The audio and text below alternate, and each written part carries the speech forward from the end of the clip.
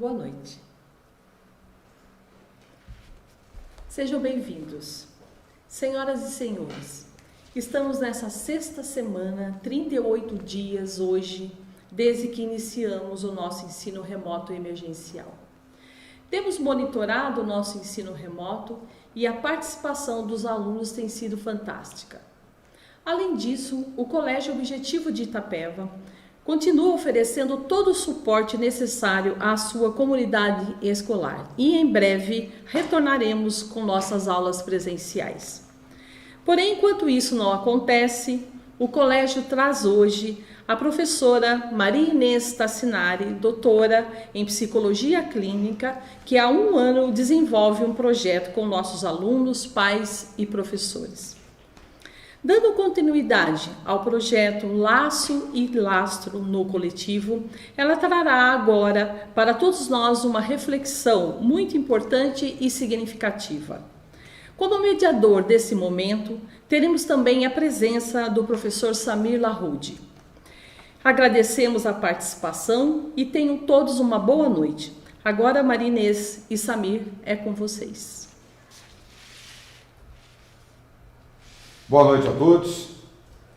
Vou apresentar a doutora Maria Inês Tassinari para que todos conheçam exatamente quais são as especialidades dela. Doutora Maria Inês Tassinari é psicanalista, membro do Instituto Sede Sapiense, onde faz parte do grupo de trabalho e estudos Faces do Traumático. Ela é doutora em Psicologia Clínica pela PUC de São Paulo. Atuou como docente na graduação da PUC de São Paulo por 16 anos e em cursos de especialização da PUC de Cojeai, de Clínica Interdisciplinar com Bebês e Psiquismo e Linguagem. Atua como psicanalista em consultório particular e dá assessoria no Colégio Objetivo de Itapeva. Boa noite a todos. Boa noite, doutora Maria Inês Tassinari. Boa noite. Agradeço muito a oportunidade de estar aqui, para um psicanalista, a oportunidade de falar, é sempre uma grande honra, porque a gente honra muito as palavras, a gente sabe o poder delas e a condição que elas têm para encadear os afetos, Então, conversar com vocês é um recurso nesse momento para a gente pensar como nós podemos fortalecer os laços afetivos. Bom, esse é o sentido de estarmos aqui. Favorecer a empatia, o cuidado mútuo, num tempo de medo e angústia. Bom, partindo então dessa premissa, que os laços afetivos são uma garantia para a nossa relação com a vida e vai garantindo o valor dela em nós, nós pensamos esse tema da laço e lastro no coletivo, com a ideia de lastro que vem do campo da economia, como uma analogia aos bons afetos, e um tesouro que vai avalizar a moeda de um país. Nessa perspectiva, as relações interpessoais na escola não podem ser negligenciadas como se elas estivessem à margem do processo de ensino-aprendizagem. Pelo contrário, entendemos que podem favorecer ou dificultar esse processo. E sabemos também que essas referências relacionais que temos na escola, elas vão nos seguir de algum jeito ao longo da vida, em outros contextos. Na universidade, no trabalho. Então, uma das partes desse projeto, com várias ações, foi realizado com palestras, conversas com os adolescentes em sala de aula, com os professores, com os pais. Parte disso é a gente se dando conta do que nos afeta no contexto escolar e como esses afetos dificultam ou facilitam os processos de ensino-aprendizagem. A expressão dos afetos, ela se dá de formas muito pouco previsíveis, por comportamentos, às vezes por silêncios, por modos que a criança, os adolescentes vão tendo, também os professores, de mostrar aquilo que sentem sem necessariamente terem muita consciência do que estão mostrando. E aí isso vai dando margem a bastante mal-entendidos. Enfim, a escola, como instituição, ela é fundamental no nosso processo de socialização. Porque ali na escola, a gente sabe que culturas familiares diferentes se encontram E é uma sorte isso, por um lado, né? Porque a gente pode se ver por diferentes espelhos, a gente tem a chance de construir novas relações, descobertas, né? E sentimentos também. Mas esse caldo de cultura riquíssimo também produz inúmeros mal-entendidos, muitas desavenças, às vezes, identificações maciças, negativas, positivas. Pode, inclusive, gerar posturas e sentimentos que se cronifiquem em sintomas. Então, acho que o objetivo da escola, né, e da gente como psicanalista na escola é olhar esses sinais e ter uma condição de que isso não se transforme em sintomas, né, que as relações sejam favorecedoras do sentimento de valor dos sujeitos na vida. Não é possível a gente ter muita previsão, né, ou fazer alguma prevenção das relações interpessoais na escola. No entanto, nós sabemos que esses sinais eles são visíveis, né, na forma como o sujeito aprende ou não aprende, se relaciona ou não se relaciona, né? Geralmente, quando estamos vivendo coisas difíceis, nós sabemos que isso vai trazer uma série de esforço psíquico. E o psiquismo muito ocupado, né, com o esforço de se adaptar ou pelo próprio sofrimento, ele tende a diminuir a sua condição de aprendizagem e esse sujeito pode ficar à margem da criatividade, do desejo de aprender. Então, o nosso desejo é que possamos ter momentos aqui e na vida, né, de criatividade, relaxamento e paz para trabalhar e estudar. Então, cá estamos, agora diante de um sofrimento específico, medo e angústia, ou da saúde mental em tempos de mudanças. O que seria o medo e a angústia? É um jeito, agora, muito particular, né, que a vida está nos oportunizando de reaprender a lidar com os nossos recursos em tempos pouco previsíveis, em tempos que nos ameaçam. E o tema da live é um tanto provocativo e instigador disso. A expressão "a vida continua", né, ela geralmente é utilizada em situações de perda. Ela traz a ideia de que devemos seguir em frente, mesmo sofrendo privações, sofrendo o sentimento de menor condição, de estarmos diminuídos na nossa potência. Então, estamos no jogo, mesmo com menos recursos do que gostaríamos. Uma das diferenças seria, então, o medo. Nosso aparato psíquico tem que se haver com a vida para além daquilo, né? E para quem daquilo que nós desejamos. Podemos comparar isso com um carro, né? O nosso aparato psíquico com um carro que vinha lá numa estrada pavimentada, muito tranquila, e de repente se depara com uma estrada cheia de pedregulhos, né? Ou com um chão cheio de lama. Será que nós vamos dar conta? Será que a gente tem recurso para ultrapassar e chegar no nosso destino e continuar a vida? Não parece assim tão difícil, né? Mas a gente vê muitas situações de angústia trazidas, às vezes, não diretamente pela pandemia, mas indiretamente pela pressão externa de insegurança que todo esse contexto tem gerado. Ou seja, né? Talvez já estivéssemos, inclusive antes da pandemia, em enfrentamentos complexos e difíceis. A pandemia tirou o nosso foco de problemas anteriores, aparentemente, né? Mas pode ter exacerbado o efeito deles em nós. Tivemos que postergar decisões, interromper projetos e, o pior, desarticulados ficaram alguns elos de continuidade da nossa segurança. Aí entra a condição que o coletivo oferece. A gente vê socialmente, né, esses elos de insegurança e de desamparo sendo minimizados através do poder do Estado, né, do poder da sociedade civil, com doações, com muitas ações de solidariedade para minimizar esses efeitos. Porque sabemos, né, que muitas pessoas estão em risco, não só em relação à doença, mas em relação à crise econômica, que também vai nos afetar de uma forma ou de outra. Mas o que nos ajuda a sair da impotência para uma posição mais ativa é isso, é viver um sofrimento com sentido, viver um sofrimento com uma certa gratificação por estar fazendo algo por alguém, né? Os idosos estão sendo melhor cuidados, porque eles vinham, né, estão na situação de maior risco. E todas essas condições, né, de nos sentirmos mais úteis para o outro, também faz dá um certo aparato para não sucumbirmos à angústia. Bom, o vírus entrou na cena do cotidiano e é ótimo que possamos ter medo, pois existe mesmo um inimigo real. O medo nos dá a condição de defesa, prevenção e evita que sejamos negligentes com um perigo iminente.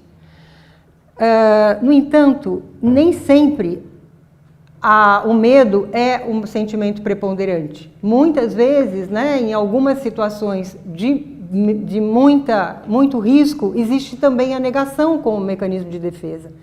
O problema da negação é que ela não permite o registro do trauma iminente ou do próprio risco.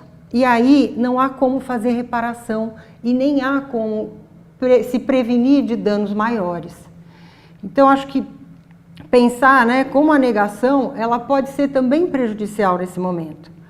O medo tem um objeto definido, mas pode decorrer do medo, né, com esse objeto maior, que estamos todos nós submetidos, né, essa situação de pandemia, pode decorrer daí um mal-estar mais abrangente que nós, como psicanalistas, chamamos de angústia. Então, esse contexto de risco e a angústia pode acionar outros fantasmas mais antigos que estavam lá, quietinhos, né, na estrada pavimentada. A gente não estava vivendo situações de instabilidade, de insegurança e de tanta vulnerabilidade. E as experiências atuais de vulnerabilidade podem estar trazendo à tona outras experiências, né, mais ou menos no efeito dominó. Então, é preciso tomar cuidado com essa caixa de Pandora, né, que se abre aí das nossas fragilidades e de todo o mal, e de também darmos a essa situação uma conotação extremamente exacerbada, que pode também impedir, inclusive, que a gente continue vivendo e aprendendo com essa experiência. Esse trabalho, né, esse esforço que a vida nos exige nesse momento, coloca aí uma questão para a gente pensar. O que é possível mudar? Né? O que a crise trouxe de elementos que a gente vai ter que enfrentar? E a escola está sendo, atualmente, uma pioneira nessa escola, né, a saúde, estão sendo as instituições de saúde e escolares pioneiras no enfrentamento dessa crise. Por quê? Bom, vou pegar um pouco aí a origem da palavra crise, né, que vem de crisol, irmã da palavra crisol, que quer dizer cadinho, que é aquele pote que se colocava em altas temperaturas para separar o ouro de outros metais não valiosos. Então, a gente pode pensar que a crise, né, pegando um pouco essa comparação, ela permite depurar, ela permite separar o que vale a pena permanecer e o que não vale, né? O que fazemos com aquilo que nós temos de oportunidades, entre o que era bom e o que não era. O que nós vamos fazer? A gente está se havendo muito com isso, né? Quando nós estamos restritos a determinados ambientes, quando a gente não pode se distrair de nós mesmos, né? Quando nós não podemos nos distrair de nós mesmos. Não é só a crise sanitária, então, que nos afeta, né? Não é só a crise econômica, mas também uma crise, em parte, identitária, né? Os pais podem estar menos disponíveis, inclusive por isso, porque também estão angustiados, também estão pressionados. A angústia aumenta a irritabilidade e a intolerância. A cena é super complexa, né? Todos angustiados, confinados no mesmo espaço, né? Então, os filhos estão o tempo todo juntos, né? Não dá para poupá-los, inclusive, de algumas crises que às vezes os adultos estão tendo, pois também as crianças também estão frustradas, né? Perderam coisas muito importantes. Estamos tendo que reaver a vida no contato mais seguro com a nossa angústia e a angústia do outro, né? Um contato seguramente seguido, né, e não agradável. Então, reaprender a viver, tanto em casa como na escola, exige dos pais, dos alunos e dos professores duplamente, porque eles tiveram que muito rápido, né, a não ser pela pausa das férias, retomar a sua função. Não me cabe aqui discorrer sobre as inúmeras formas de não sucumbir ao tédio, à mesmice, porque acho que isso está lotado na internet, né? Todo mundo viu como aproveitar melhor a sua quarentena, inúmeros conselhos, né? Agora, muito pouco tem sido falado sobre esse afeto devorador da nossa condição de criatividade e de desfrutar da vida, que é a angústia, pois ela consome a energia psíquica, sobrando pouco para diversão, prazer e trabalho. Bom, no primeiro mês a gente ainda estava um pouco satisfeito, porque teríamos mais tempo, iríamos fazer coisas que antes não conseguíamos fazer com tanta calma, né? Mas isso passou. A gente está indo para o terceiro mês, estamos chegando no final aqui do terceiro mês, né? Então, essa lente de aumento vai ficando incômoda, lente de aumento para as relações interpessoais em casa, né? E muito permanente. É imprescindível ter que lidar com esses conflitos, exacerbados agora pela angústia. É possível sair, mas as alegrias de encontrar, essa alegria de encontrar os amigos, de poder se distrair das nossas angústias, né? Ou transformá-las em piada, né? A gente ri de nós mesmos, que a gente faz muito isso com os amigos, né? Está interditada essa condição. Não dá para se afastar e distrair. A gente tem que lidar com a dor e com o incômodo do convívio. E no tempo presente, afinal, a vida não mudou assim tão radicalmente, né? Nós temos ainda um cotidiano marcado pelos dias da semana, não estamos no infindável domingo. E aí precisamos criar um cotidiano dentro de casa que permita uma certa produtividade. Se por um lado o tempo não mudou, né? A não ser pela antecipação das férias aí para as crianças, para os professores, para os pais, o espaço é outro. A escola está na tela, mas como diriam as crianças pequenas, né? Porque a escola para as crianças, principalmente para as menores, é sinônimo de encontro. Não é tão automática essa adaptação a esse novo setting para acontecer a cena de aprendizagem. A gente sabe que o setting é o que garante uma certa cena, né? Para um filme acontecer, para um teatro acontecer. E as cenas são as condições externas.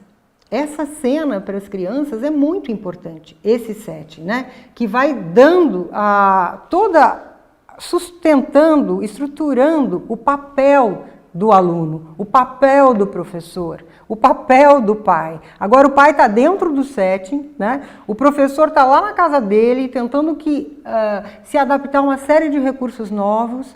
Então está bastante complicado, né? E está bastante exigente, fora toda a angústia do contexto externo e que é bastante ameaçador também. A sala de aula veio para dentro do quarto. A criança está com o professor ou a professora diante de todas as suas referências de diversão, de intimidade, de jogos. Temos aqui a sobreposição de dois mundos, né? Objetivo e subjetivo.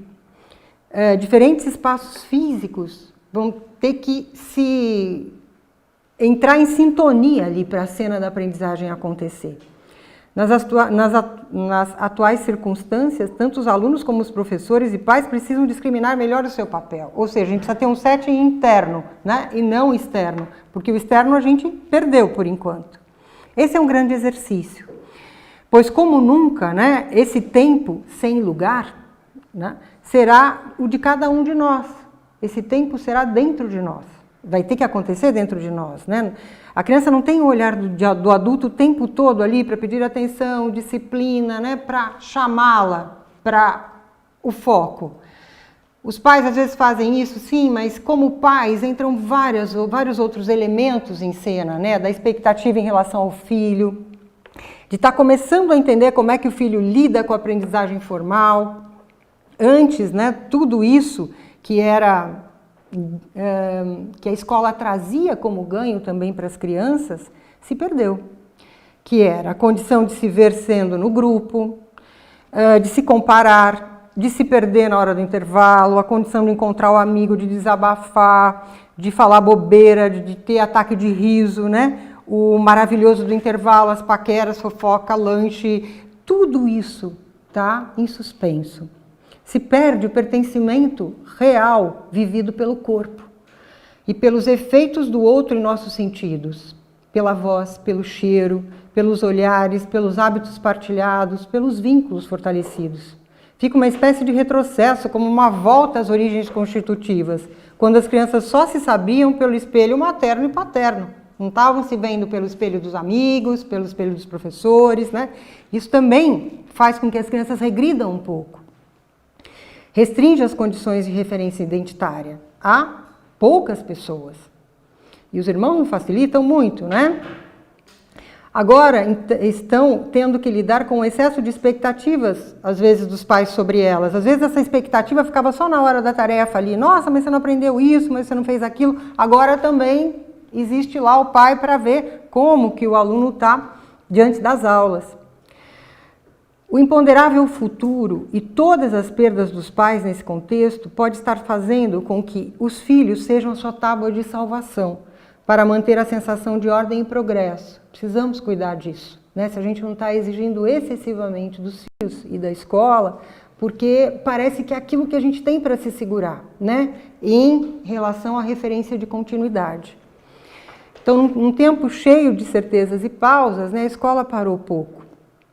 O excesso dos pais também dos pais nas aulas online pode não funcionar como um bom ganho para as crianças, né? Pode e não pode, né? Mas às vezes os pais precisam disso para ficar seguros do ideal que parece que eles perderam, de que os filhos vão receber conteúdo suficiente, né? Não podemos perder de vista que a angústia é o afeto predominante. Também existe uma outra postura, que às vezes de maior desalento, né, de achar que esse esforço todo da escola, esse esforço todo dos filhos, não está valendo como jogo de fato, que não vai ter uma continuidade simbólica na aprendizagem, como se fosse só um treino. Mas não, né? Pode ser inclusive que isso venha, muito provável, né, se permanecer como um método, né, o método híbrido, a gente não sabe o que vai acontecer. Mas está valendo, né? Está valendo. Essa aprendizagem formal e tantas outras que estão vindo com ela. Então estamos no mesmo barco, né? O Covid-19 não nos deixa esquecer disso, sem garantias nem previsões. Isso é o coletivo que nos tirou a alegria de muitas satisfações e tem exigido dos adultos, supostamente mais maduros, né, criar outras formas de desfrutar das experiências das crianças. Porque elas vão apoiar o psiquismo delas, nem nós, né? Então, nós temos que digerir essas angústias. Dificulta, né, para nós adultos. Então, a saúde mental das crianças vai depender muito dos pais, dos professores também, né? Porque nós estamos na linha de frente com eles. De certo modo, né, criar filhos, a gente pode comparar um pouco com a questão do sistema imunológico, né? Essa doença, né, ela vai desde o assintomático até a vítima fatal. A gente também não sabe o que podemos garantir na estrutura dos nossos filhos. A gente não tem como saber, né? Não dá para saber. A gente só vai entender, né, o efeito da educação que a gente deu pelos produtos, né, pelas manifestações que os filhos vão nos trazendo. Por isso é preciso ter humildade, né, e bastante acolhimento para perceber o que eles demonstram, que muitas vezes vai ser diferente do que a gente esperava, né? E como é muito diferente, a gente precisa conseguir calibrar os nossos recursos para exercermos da melhor forma o nosso papel. Com certeza, se a gente fez bem o nosso papel, se o nosso trabalho de pai e mãe foi bem feito, os nossos filhos vão frustrar as nossas expectativas, porque eles vão ser eles mesmos e não uma extensão de nós. Os filhos que são muito extensivos, no geral, eles têm muita dificuldade de individuação. Então, por um lado, parece estranho isso, né? Mas filhos excessivamente cordatos, obedientes, podem esconder uma personalidade pouco formada, né? Então, a gente tem que lidar, sim, com tudo isso, com todos esses conflitos. E é maravilhoso que eles venham, porque eles também escancaram diante de nós onde nós falhamos e como nós podemos melhorar. Reprimir não vai nos dar essa condição de perceber. Não significa que a gente não tenha que disciplinar e também educar. Mas é preciso escutar o que vem nessas reclamações, o que vem nesses sintomas, às vezes, dos filhos. Às vezes não é só sofrimento, né? Às vezes já tem algum sintoma. O que vai ser mais eficaz, né, para fortalecer nossos filhos, então, contra os riscos de ordem afetiva, moral ou cognitiva? O que nós fizemos com os nossos recursos afetivos, morais e cognitivos. Pois mesmo que a gente não queira, ensinamos a viver vivendo. Esse é o nosso papel na educação deles. Assim como os professores ensinam aprendendo. O tempo todo os professores estão aprendendo, agora mais do que nunca, né? Cabe a nós, adultos, levarmos a nossa vida de tal forma que eles possam reconhecer nosso esforço por vê-los como eles são, e não como uma extensão narcísica do nosso desejo. O registro imaginário, né, que alimenta as expectativas, que é um registro do que a gente imagina, do que a gente pensa, daquilo que a gente supõe que será a nossa vida, ele está duramente atacado nesse momento. Quase numa contramão da onipotência nós estamos vivendo. Lição muito útil para a vida. Lição que a gente passa longe, né, foge um pouco dela. Reconhecer, né, que a vida é cheia de pequenas mortes, é necessário. Cheia de perdas, algumas irreparáveis. Perda da nossa potência biológica, né? Depois dos 50 a gente vai sabendo disso como nunca, né? Perda das nossas suposições futurísticas. Ter filhos é ganhar muito, mas também é perder muitas ilusões. Isso é muito maravilhoso, isso exige bastante maturidade. O futurismo não é sustentável nas condições atuais. Sabemos, né, não sabemos o que vai acontecer, assim como sempre foi na vida, só que tendemos a ser mais onipotentes do que poderíamos, né, e resistimos a encarar os efeitos melancólicos de não aceitar o luto das perdas, como com as pequenas perdas cotidianas, separações, limites financeiros ou de saúde. Mas o que podemos aprender com tudo isso? Podemos aprender sobre sentimentos, sobre falar do que sentimos. E isso é lidar com o real possível, o registro da experiência em nós. O real da saudade, né, dos nossos filhos adolescentes que querem dar um abraço no amigo, que estão saudade de beijar na boca, de correr a esmo, de se esconder e ser achado no intervalo, das crianças menores, né, de fugir da sala de aula, de andar de mãos dadas com a melhor amiga, de aprender com a descoberta do outro, de ver os professores dando pistas para os adolescentes de como ser adulto pode acontecer de modo incrível, de existir coletivamente. Agora que tudo isso foi perdido, reduzimos a escola ao conteúdo de aprendizagem das grades curriculares. Perdemos todo o universo de intensas trocas fora das grades. A escola se encolheu para caber na tela. Os professores se encolheram para caber nas atividades. Todos encolhidos e super exigentes no ideal de expansão. Não é hora de exigência, não é hora de ideal, é hora de aprender com o real. É premente expandir o valor simbólico da aprendizagem que viver esse tempo lacunar e denso nos presenteia e oportuna. Aprender o valor do que perdemos sem saber que nos fazia tanta falta. Aprender o valor da falta, da potência, do desejo, que dela se nutre.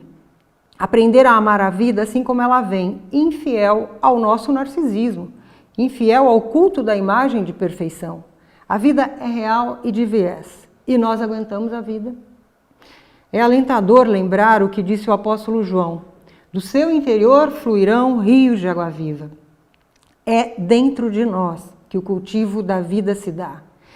Ela se expande e se aperfeiçoa nas relações, mas precisamos melhorar sua fonte, melhorar o nosso interior, nossa casa, nosso reservatório de afetos. Para isso, é fundamental cuidar das relações, levar a sério as crises e resolver os enigmas, escancarados pela lente potente do contato seguido com os nossos filhos. A lente do possível com certeza não reflete o ideal. Mas, como adverte o filósofo Peter Sloterdijk em seu livro No Mesmo Barco, a arte do possível é a capacidade de nos defendermos contra as exigências do impossível. Queremos que a vida continue, mas como? Para onde, José? Segue aí, por favor. Samir. Boa noite.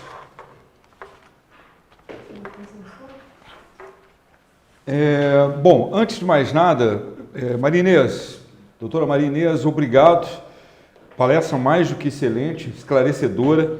Tivemos alguns comentários aqui, doutora, alguns elogios, e um deles gostaria de fazer presença já aqui online, né?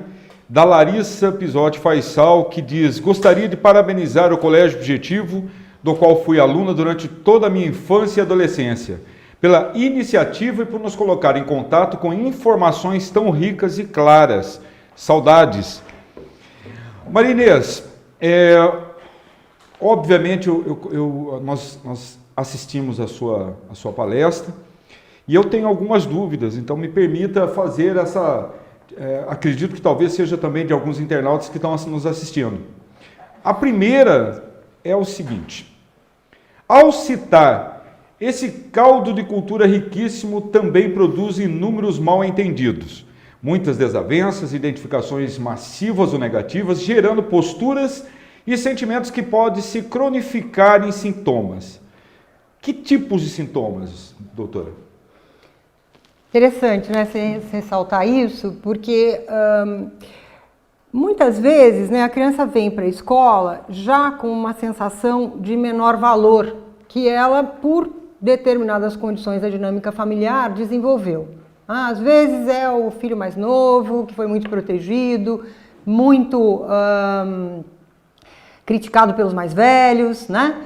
E aí, na escola, o professor mais sensível consegue perceber que essa criança às vezes tende a se encolher, a não se expressar, né? A questão da dificuldade de expressão na escola, né, ela pode ser muito reveladora, certo?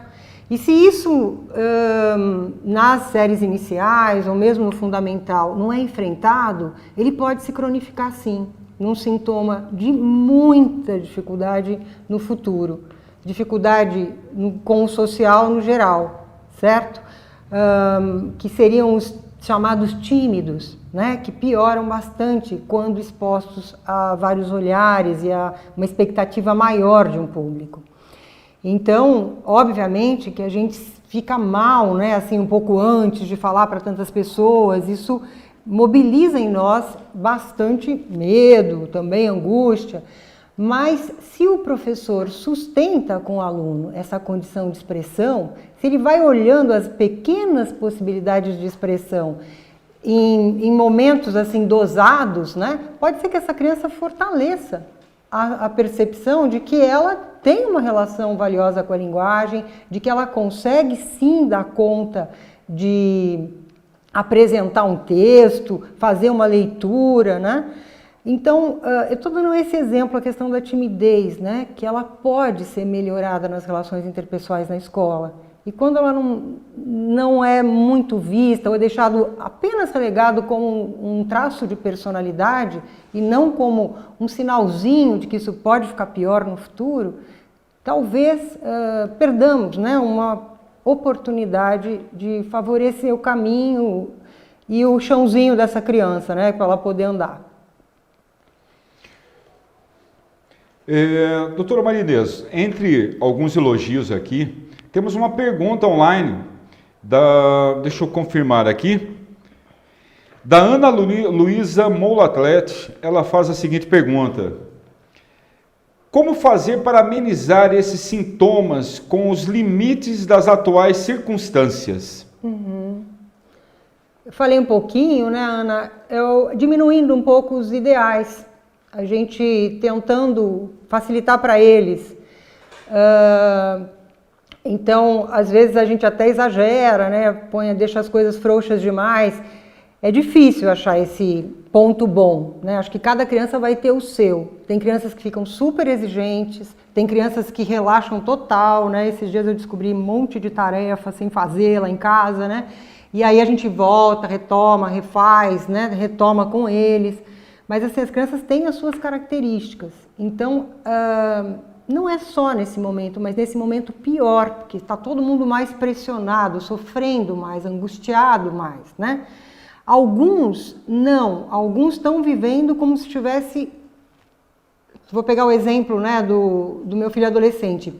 Ele não tá, ele tá muito feliz de poder jogar mais horas do que ele podia, por exemplo, né? E tá super difícil também conter um pouco isso, enfim, dar outras condições de alternativa do que mais ele possa fazer. Mas também está descobrindo coisas que ele não pôde em outras oportunidades. Mas eu acho que não é afrouxar completamente o valor do que se faz, mas como se faz, com que tempo podemos fazer. Talvez comer um chocolate a mais, né? Coisas simples, delicadas, né? A pizza de sábado à noite ainda é possível, né? Fazer alguns programas que ainda assim mantenham aquela sensação de prazer mútuo, de satisfação. Eu acho que pisar mais leve nas cobranças. Não abandonar isso que eu falei, né? O esforço todo da escola, porque está valendo, é jogo, né? Outras regras, mas ainda é o jogo, né? Acho que eu não sei se eu respondi. Doutora, também, bom, vários aqui estão mandando elogios. Flávia Campolim, parabéns Maria Inês e ao Colégio Objetivo. Vários estão aqui felicitando pela excelente manifestação dessa palestra. E, doutora, também mais uma pergunta. O excesso dos pais nas aulas online pode estar funcionando como um meio de aplacar angústia, mas isso é algo benéfico? Então, nenhum excesso é benéfico, né, Samir? A gente, claro que os pais podem, até falei isso, os pais são sempre os que levam mais culpa, né? Mas às vezes a gente quer facilitar para os filhos, né? Os pais querem favorecer que eles desfrutem desse momento de uma forma mais prazerosa. E às vezes os pais têm curiosidade mesmo, né? Estão ali bem felizes de ver como é que a professora dá aula e tal. Eu acho difícil para os professores esse excesso de pais, que já estão mais constrangidos foram constrangidos a fazer tudo de modo diferente, né? Então, seria muito importante que os pais conseguissem ficar mais na eminência parda ali, né? Ficar menos evidentes e diminuir a participação nas aulas online. Eu acho que seria melhor. Professora Maria Inês, doutora Maria Inês, poderia nos dizer quais as consequências de uma transmissão inconsciente, do contrário da vontade consciente, dos pais nos filhos? Difícil isso, você viu que eu pulei esse parágrafo, né? Mas você foi olhar meu texto. Então, mas Samir, isso daí tem um pouco a ver com as profecias autorrealizadoras, né? Que eu tinha até separado alguns parágrafos a respeito, mas acho que ficou um pouco extenso e eu preferi não falar.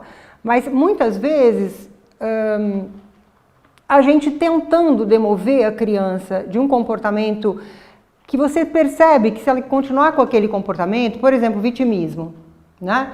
A criança fica de vítima e faz mãe, fica de vítima, ela nunca fez nada, ela sempre está recebendo o efeito do outro nela, né? Você pode comparar, sei lá, com aquela prima que, na tua cabeça, nossa, aquela pessoa é vítima até hoje, né? Tá com 50 anos, não fez nada da vida, tá sempre culpando os outros. Então, dá um medo danado, né? Que seu filho chegue àquilo. Só que ele só tem 5, 6, 7, 8 anos ainda, né? Então, exagerar, porque as nossas atitudes, elas partem de algumas premissas e elas, às vezes, são inconscientes. Por que a gente age desse jeito? Por que a gente reprime tão duramente quando o filho faz a cena de vítima? Então, pensar o que está por trás dos nossos pavores com os nossos filhos, né?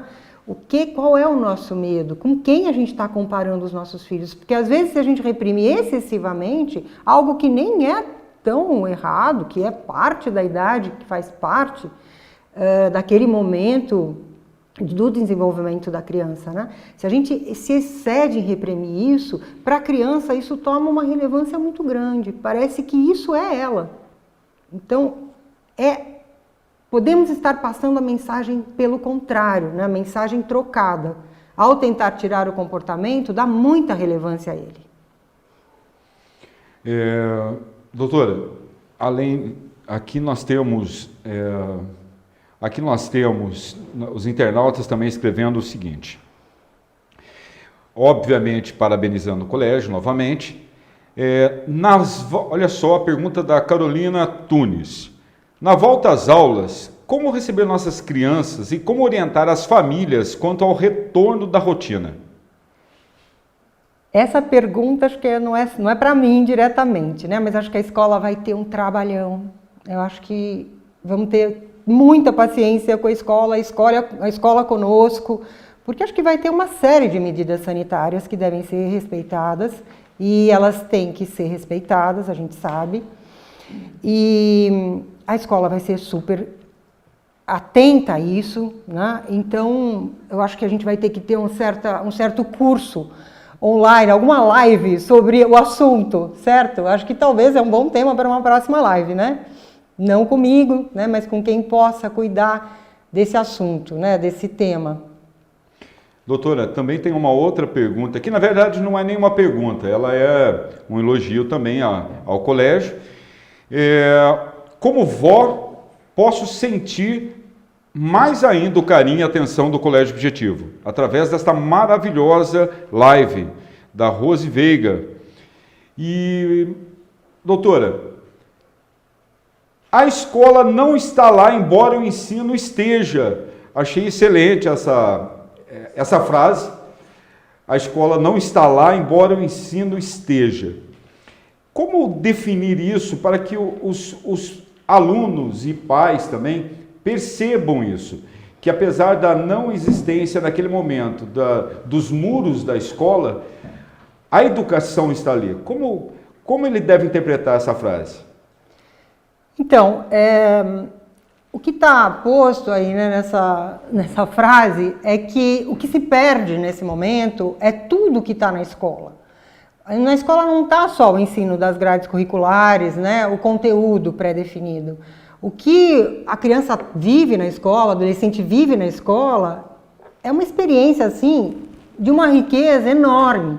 Então, diminuir, né, restringir a escola, a grade curricular, a atividade que tem que ser feita, é muita perda, né? É perda de todo um universo sensorial e um universo relacional que forma muitas referências para o futuro, né? As crianças estão empobrecidas nesse sentido. Mas a escola vai voltar de um outro jeito, né? Tá, agora a questão anterior. Então, a gente espera que eles possam desfrutar ainda mais, né, daquilo que eles não sabiam que iam sentir tanta falta.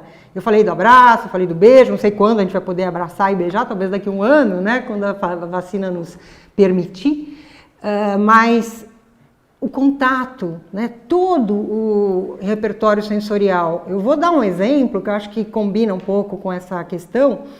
Por exemplo, quando a mãe amamenta o bebê, ela não está levando só o leite, ela está levando todo um contexto, né? Ela está dando um banho sensorial no bebê. É a voz dela, é o contato, né, que ela está pegando no bebê, é o olhar que diz para ele que ele é a coisa mais incrível desse mundo, né? Então, a criança está recebendo uma série de referências que vão alimentar a sua alma. E aí, a alma, que eu estou falando, né, o psiquismo, esse bebê vai conseguir desenvolver a sensação de que ele existe para alguém e de que ele é imprescindível para esse alguém. A escola dá esses alimentos também. Ela pode dar esses alimentos. E por isso eles querem ir, eles querem encontrar, eles amam o intervalo, né? Acontece muita coisa ali, né?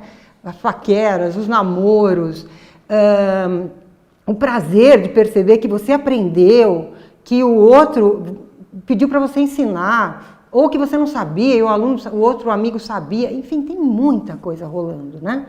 Então, essas perdas que são sofridas nesse momento.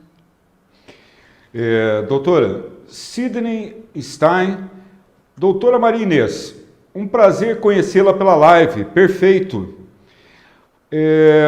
Edi Oliveira, cheguei aqui com a palestra em andamento, mas estou gostando muito. Parabéns, doutora Maria Inês e Colégio Objetivo. A professora Fatiane, acho que é a Fatiane, parabéns à doutora Maria Inês pelas excelentes palavras, parabéns a toda a equipe do Colégio Objetivo. Professora,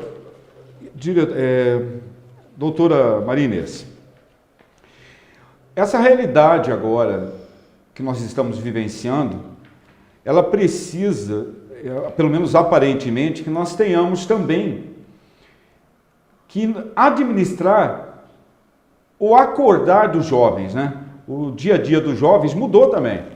Então, eu tenho, como professor, percebido que alguns, poucos, é verdade, mas alguns alunos ainda têm o hábito de não perceberem que estão vivenciando um novo tipo de sala de aula. E, inclusive, se aparentando assim, com vestimentas de dormir ainda e coisas similares a isso. Nenhum problema, ele está participando da live, mas ele está se expondo também. E como eu me lembro que um dos assuntos dessa conversa, dessa palestra da doutora, trata também da questão do narcisismo. Existe também uma proporção de perda de narcisismo nessa questão? Por exemplo, não se importar, às vezes, em estar se expondo sem as devidas vestes, como se estivesse indo para a escola, ou pelo menos para sair? Uhum. É interessante você estar perguntando, Samir, porque o espaço é o mesmo, né? Mas a gente está pensando que são tempos distintos. É a escola, mas agora é o tempo da aula em casa, né? Faz parte do setting, faz e não faz, porque esse setting tem que estar interno, né? O aluno tem que acordar, né? Ir lá, se paramentar para a aula, né? Então, é confuso muitas vezes. E quando isso não está muito claro dentro, quando não existe a maturidade suficiente para isso, ou os adolescentes flutuam muito na maturidade, a gente sabe como os adolescentes eles estão lá num terreno movediço de si mesmos, né? Então, tem dias que vai aparecer de pijama, meio que para provocar, né? Para entrar na aula lá arrasando, né? E quase que convidando para uma intimidade totalmente desnecessária nesse momento, né? E perturbadora do frágil contexto, né? Do frágil setting que se sustenta ali, né? Pela tela. Então, faz parte, Samir. Eu acho que o professor tem que ter uma certa paciência com isso, mas é super importante, né, que os alunos percebam que é necessário ter esse setting interno, porque o jogo continua, né? E precisa amadurecer para dar conta dele, né? Doutora, também aqui um internauta está perguntando, Tânia Almeida. Tenho sentido meu filho mais nervoso e ansioso. Como amenizar? Pois é isso que eu estava falando, né? De contatos online com os amigos, né? Algumas brincadeiras novas. Com as crianças pequenas, esses dias eu vi um texto do Duvalier maravilhoso, que ele estava com a filha no apartamento e ela querendo ir para a praia, e ele, com a menina de 2 anos, não tinha o que fazer, de repente ele inventa um tapete azul, que agora a gente está no mar, e olha o que tem aqui, e olha os peixes, e olha isso, e olha aquilo, e a menina entrou na fantasia e foi maravilhoso. Até com as crianças de 4 anos, a gente faz isso muito bem. A partir dos 5, muito difícil, né, que a fantasia possa ser mais relevante que a realidade. Então, teremos que ser mais criativos ainda, né, não só para ficar na fantasia, mas para buscar novas realidades. E acho que exige bastante da gente, né? De estar mais disponível, de ver mais filmes junto, de proporcionar coisas que até então não era possível, né? Também temos uma pergunta aqui, na verdade não é nem pergunta, mas assim... Só um minuto, Samir, desculpa. Eu queria complementar essa questão, que eu coloquei aqui num parágrafo, que falar dos sentimentos é importante, né? Até a criança de 5 anos, talvez ela ainda precise um pouquinho mais de explicação. Precisa ter fotografia do vírus, precisa saber como é que ele age, por que a gente está em casa, que não é algo punitivo, é algo preventivo, né? Que a gente só está ficando um pouco mais quieto e é uma pausa, certo? Eu acho que as crianças precisam poder falar de sentimentos, e os pais também. Né? Eu estou achando que você está meio assim, apressado demais, está sentindo o quê? Vamos falar, a mamãe também sente às vezes. É importante as crianças terem essa oportunidade de dar nome correto para aquilo que estão sentindo. Tem até um comentário aqui, doutora, que diz o seguinte: o convívio diário faz muita falta às crianças, o que passa a ser verdade, né? Na verdade, o convívio diário faz muita falta às crianças, foi pela... Deixa eu só confirmar aqui. Gislene Siqueira Ramos. Mas, doutora Maria Inês, mas para os professores também essa realidade existe. Vivermos agora atrás das câmeras, como essa live que nós estamos fazendo, Sim. Ela não é uma coisa muito simples, né? Há um certo grau de constrangimento ao mesmo tempo, porque nós estamos conversando com um equipamento eletrônico e não com uma pessoa, nós estamos olhando nos olhos dessas pessoas e nós estamos tendo que nos adaptar a isso também. E fazendo, acho que, vozes dos professores, não é fácil também essa realidade para nós, professores. Qual seria o aconselhamento que você poderia nos dar em relação a como conviver também com essa realidade nova, que é não existir os olhos nos olhos, né, tecnicamente falando, mas uma tela, um monitor à nossa frente? Sim, eu acabei de aprender, Samir. Acabei de aprender. Agora até estou achando divertido. Mas é muito difícil, né? É muito difícil, porque a gente vai regulando a nossa expressividade através do efeito que ela tem no outro. Então, não ter esse efeito, né? Não poder pegar uma peculiaridade, né, ali de um aluno e transformar isso numa conversa e dar uma leveza, né, para a aula, porque pode ser uma piada, pode ser uma série de coisas que acontecem só ali, quando a gente se encontra, né? É difícil. A gente perde muito em recurso. Eu acho que o professor tem que ficar apaziguado, porque ele está trabalhando, e trabalhando duro, né? Ter aí o seu setting interno. Saber que ele tem a função de ensinar. Então, pode melhorar seus recursos, pode tentar trazer mais imagens, enfim, o que ele achar que pode fazer a sua aula mais rica e interessante. Mas é um aprendizado, lidar com outro tipo de estímulos que não há o efeito do outro no nosso corpo, né, nos nossos sentidos. Só no sentido visual, né? Novamente, doutora, vários elogios. Temos aqui comentários de Isabelle Vanzelli.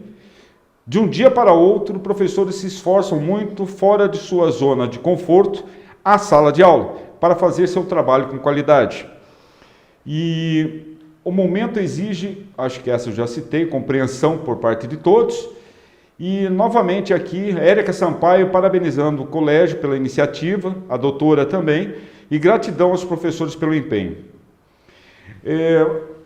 Doutora Maria Inês, obviamente que esse assunto ele se prolonga muito mais do que uma live, mas essa realidade ela pode se sustentar por um tempo ainda indefinido, né? Nós não sabemos se nós vamos começar daqui a 15 dias, daqui a 30 dias, como pode, numa situação, vamos dizer assim, mais grave, vamos dizer assim, pode levar 30 dias, 40, 50 ou sei lá, né? Nós não temos uma previsão, não há dados muito reais sobre isso. Vamos só fazer hipoteticamente a ideia de que essa situação escolar especificamente, não a questão do comércio e tudo mais, escolar, se ela se prolongar por 2 ou 3 meses, não acho que isso vai acontecer, apenas hipotético, é meio óbvio que a ansiedade vai aumentar em todos nós. alunos, pais e professores. Qual é a atitude que você colocaria como principal atitude que os pais em casa não deveriam fazer, que é prejudicial para que as aulas virtuais continuem existindo e funcionando? O que não se deve fazer? Tensionar. Tensionar o menos possível. Tensionar o menos possível, né? De não gerar tensão. Então, abrir a condição de ver o efeito nos filhos. O que está entrando, o que não está entrando, o que aprendeu, mas não por tensão, né? Mas por curiosidade, por desejo de partilhar esse conhecimento. Tentar transformar isso em conversa, em casa, né? Em condição de troca. O que não deve fazer é tensionar, é exigir excessivamente, é cobrar excessivamente e transformar isso em algo extremamente desprazeroso. Isso não dá, porque também já está sendo, inclusive, legal, porque é o momento que eles encontram os amigos também, de algum jeito, né? Eles podem se ver um pouco, né, ali no coletivo. Então, tentar não tensionar muito isso e, ao máximo, segurar a questão da expectativa, né? Ter uma expectativa dosada para o momento, que é um momento único. E oportunizar as histórias, oportunizar as histórias da sua vida, oportunizar que essa geração, né, vai poder contar a história da pandemia, né, para os seus filhos e tudo o que um fator externo gera nas nossas condições internas, né? Doutora Maria Inês, eu me despeço aqui. Vamos para as considerações finais. Peço à doutora Maria Inês Tassinari para dar suas considerações finais. Boa noite a todos. Agradeço, né, por vocês terem ficado escutando e acho que podem fazer o uso que quiserem, né, e é muito importante a gente conseguir ter esse espaço para conversar. Todos nós precisamos poder falar dos efeitos dos nossos afetos. Grande abraço. Obrigada.